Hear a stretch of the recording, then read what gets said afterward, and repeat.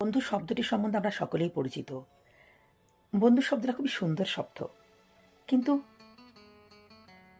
বন্ধুত্ব করা উচিত বা বন্ধুও জীবনে রাখা উচিত, কিন্তু সেই বন্ধু যেন প্রকৃত বন্ধু হয়।